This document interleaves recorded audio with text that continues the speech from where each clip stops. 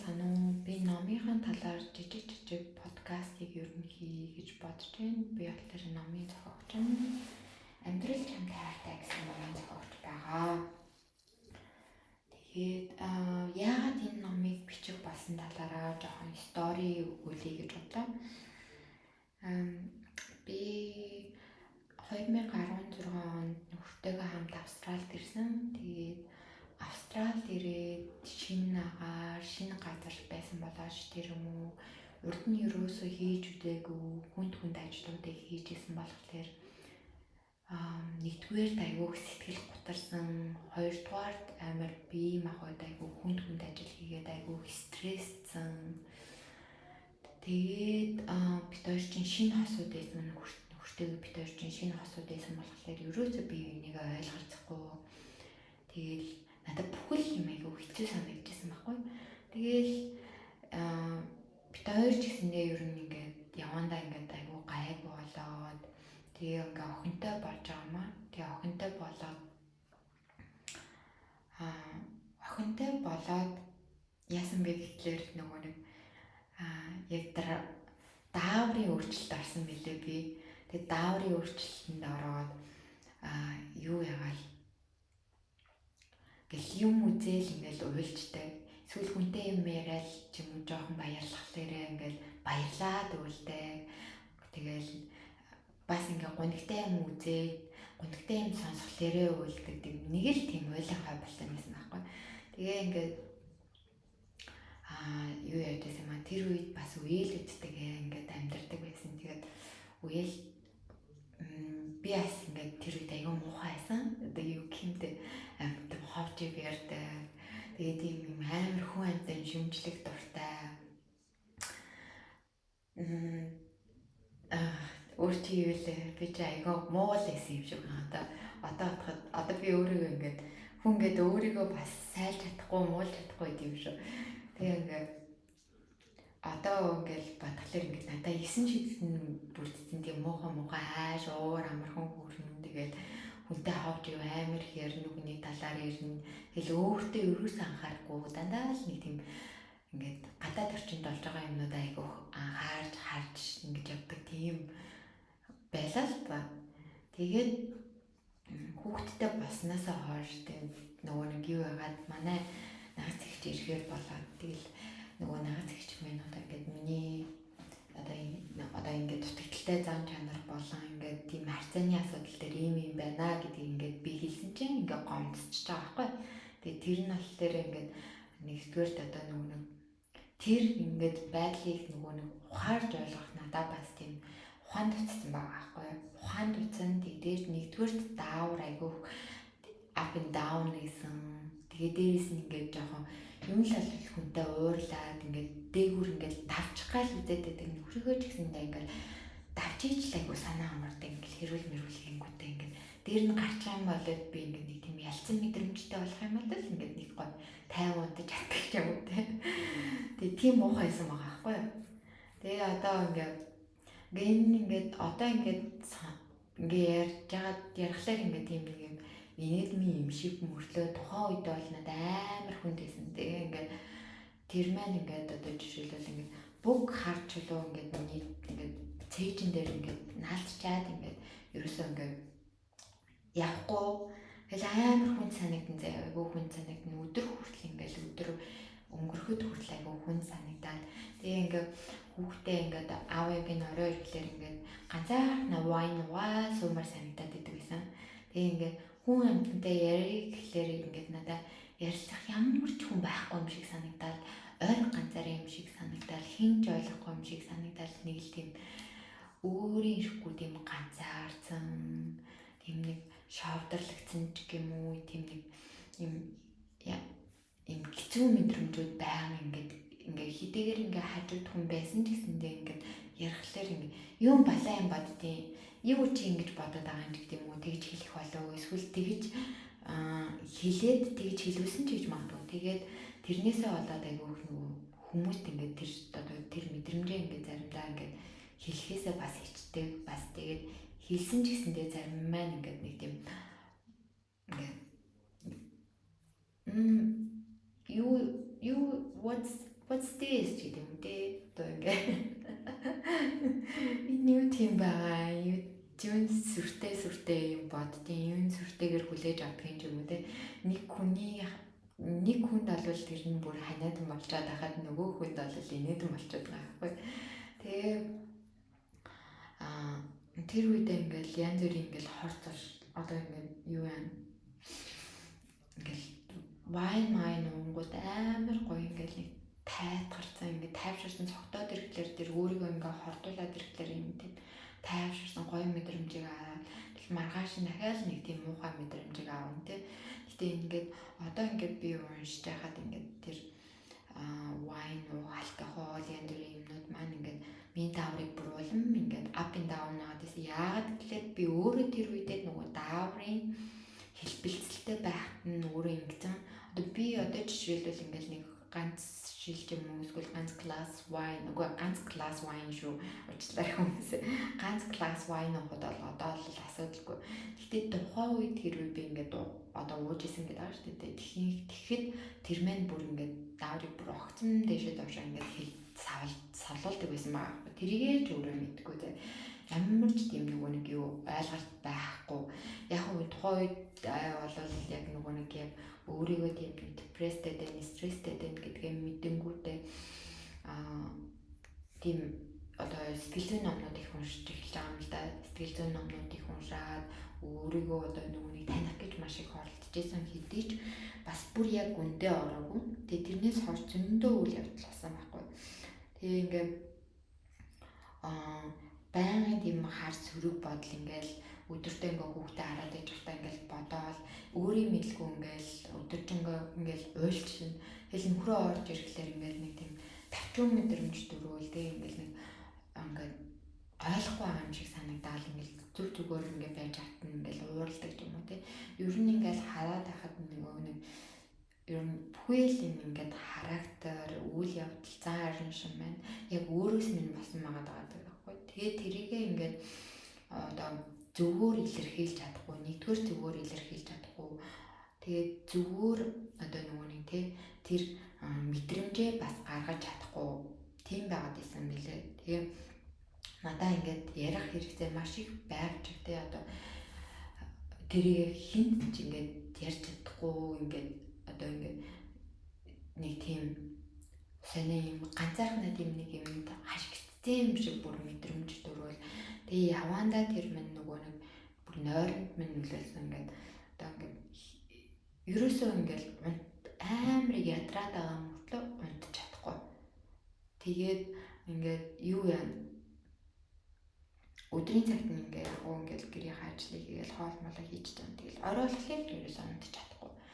Тэгээд тэр маань ингээд нэлээд удаан хугацаанд үргэлжлээд сүүлдээ ингээд нөгөө нэг юуны нойрны юм уудаг болсон байсан юм аа. Тэгчээч ингээд айгуу сайхан хамардаг. Тэгээд толгой хасаар их өвддөг бүр ингээд янгнаад бүр ингээд жоохон ингээд хөдлөөд явангууд хүртэл ингээд толгой ингээд нэг юм дотор нь ингээд ус хэлбэлзээдгүйгээд өвдөд байгаа юм шиг санагдаад тэгэнгүүтээ ингээд панадолыг баг өдөрт баг тий нэг хайрцаг марцгаар нь уух гэдэг юм шүү. Үнэхээр аимшигтай тэгээ өглөө басаал зүгээр өглөөний ингээ үлэн дээрээ ингээл юу яадаг нөгөө өвчин намдаах эмээ ингээд устайгаа хамт ингэж уудаг байсан гэж бодглохлоор толгой ямар их өвддөг байсан ингээд ажиглаж байгаа хгүй. Тэгээд нэг мэдсэн чинь нөгөө нэг юу яасан байсан ингээд бүр ингээд нөгөө нэг орноосоо босож чадахгүй боллоо заримдаа ингээд ядарсан. Яагаад тэгээ ядраад байгаагаар мэдгүй нэг тиймэрхүү байдлаас болоод тэгээ ингээд хүмүүстэй ч гэсэн ярьж чадахгүй тэг нэг юм нөгөө сөрөг бодолтой олчихлоор амар нүур аман зангирцсан тэгээл үрчийцэн ямар л алиг байх вэ. Тэгээл ингээд хүний нүур харж чадахгүй хүнлүү ингээд хэцэлж харахаасаа хүрэл ингээд тийм сонин мэдрэмж одоо ингээд уйлчих гээд байгаа юм шиг мэдрэмж төрөө ингээд далтчаад ингээд доошо хардаг ч юм уу тэгдэг болсон байсан. Тэгээд би бүр өөрийгөө тэр үедээ ингээд бүр өөрөө ч таниха болсон. Би хинбэ гэдэг тийм болсон байсан. Тэгээд Монгол явж ирээд Монголд очиод зөндөө их нөгөө нэг юу яасан ээж аваалтай зөндөө баяр баярлалаа. Гэтэ ингээд одоо ч гэсэндээ ингээд надад бас зөндөө асуудлууд байгаа байхгүй одоо ингээд харилцааны тэгээд дээрээс нь сөрөг мэдрэмжийн асуудлууд зөндөө байгаа. Тэгээд тэрийг ингээд баг багаар одоо тавьж явуулж сайжирсаар л байгаа. Гэтэ ингээд хүмүүс ингээд миний хийж байгаа юмыг, миний үзэл бодлыг, тэгээ миний орон зайг ингээд заримдаа ингээд хүндэлж харьцахгүй байхлаар миний гинт бас уур хүрдэг байхгүй. Гэтэ тэгэл одоо тэрийгээ одоо ингээд би бас айгу буруу аргаар илэрхийлээ те. Заримдаа огцом уурлах ч юм уу тийм байдлаар илэрхийлдэг. Заримдаа тийг санагддаг. Гэтэ тэрэн дээр ч ихсэн одоо ажиллаж байгаа. Тэгээ хамгийн одоо мэдэрчээд одоо ингээд мэдрээд одоо өөртөө хэрэгжүүлэндээ гэд өөрөө өөртөө амлалт өгөөд байгаа нэг зүйл гэх юм бол одоо тэрийг би амар сайн мэдээд байгаа байхгүй одоо би л өөрчлөгдөх юм бол намайг дагаад одоо бүх дэлхий өөрчлөгдөнө гэдгийг одоо мэдээд байгаа байхгүй.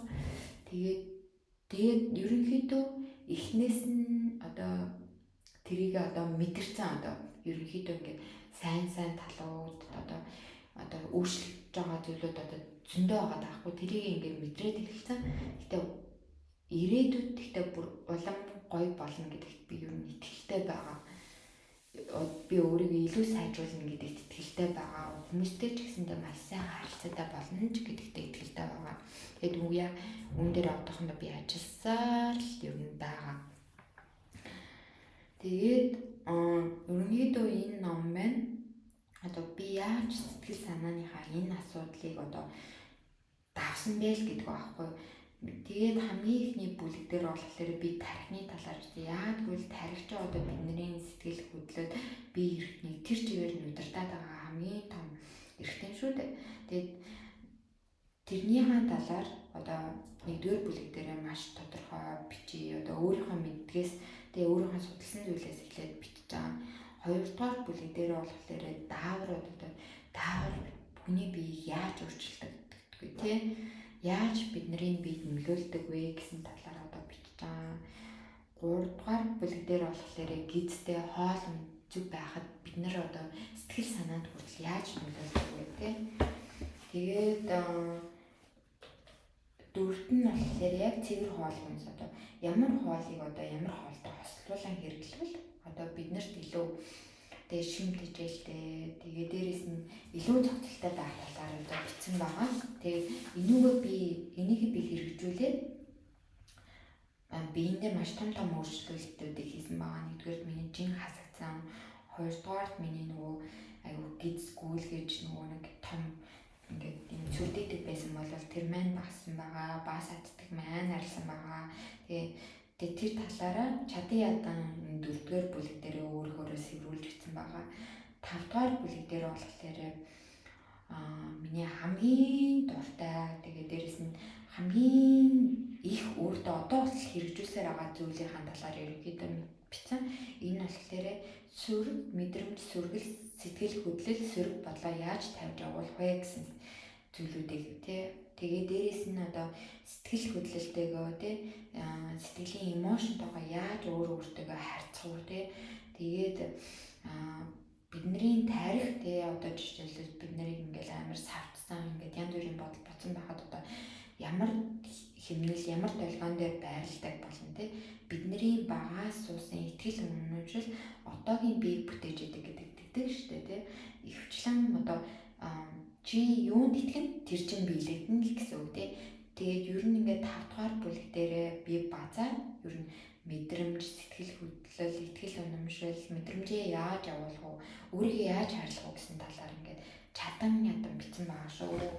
Тэгээд ном маань ерөнхийдөө одоо ингээд миний хамгийн ихний ном болохоор тийм алдаа дутагдлалтай зөндөө сайжруулах зүйлүүд байгаа. Хэрвээ чадах юм бол дараа жил энэ дээр ахиж ажиллаад нэлээд тодорхой өөрийнхөө мэдрэмж тэгээд тэр төржсэн зүйлсээ ингээд одоо нэгнгүү хуваалцаад тэр даавар дээрээ өөрийнхөө жишээтэй тэгээ хоол ундан дээр яаж хоол унд хэрэгжилсэн талаар нэлээд тодорхой бичих гэсэн төлөвлөгөө байгаа.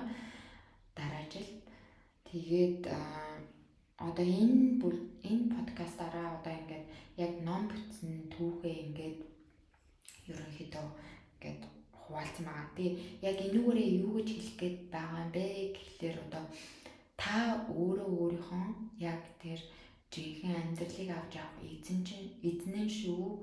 Тэгээд одоо та хэрвээ өөрчлөгдөж чадхал юм бол таны эргэн тойрон дагаад өөрчлөгддөг юм билээ. Таны бодож исэн сөрөг бодол, тантай уулзраад байгаа сөрөг хүмүүс болол тэ таны яг бодлын тусгал байдаг юм билээ гэдгийг маш сайн ойлгосон.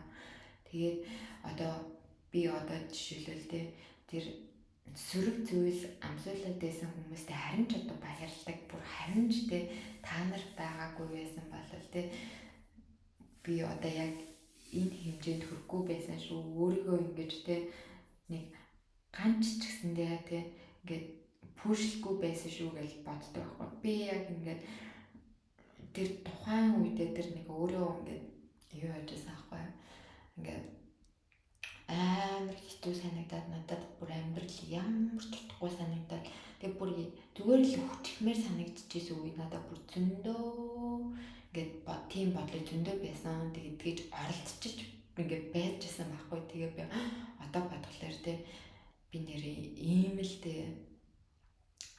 ийм имийг одоо ингээд даваа гарцсан шүү гэж бодглохлоор ингээд өөрийгөө одоо ингээд өөрийг ирэхгүй хайрламар санагдаад байдаг байхгүй. Тэгээ хүн харилцаан дээр л ерөнхийдөө маш их сэвддэг. Ингээд одоо бидний харилцаж байгаа өдөр тутмын харилцаан дээр тэрийг чи өөрөө яаж зөвөр олж харна хүмүүс ингээд хүн болго ингээд чиний юм одоо жижигэн товчлуурыг чинь ингээд уурыг чинь хүргэж товчлуурыг чинь даржуул уурлаад эсвэл энийг товчлуурыг чинь даржуул энийгээл эсвэл гомдох товчлуурыг чинь даржуул гомдоол ингээд байх юм бол сэтгэл чинь хаасайгүй савчиж тэрүүгээр нэг юм болно.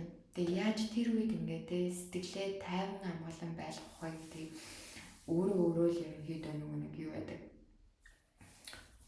Бидээ суулгаж өгөхгүй болол ингээд хүмүүсийн ингээд нэг гаргаж байгаа зан байдалд ингээд яг тэр ингээд нэг юугаар нь реакшнаар нь хандаад байх юм бол ингээд сэтгэл гэдэг бол угаасаа бүр яг monkey mind шиг бүр ингээд хаасайгүй шавччихдаг.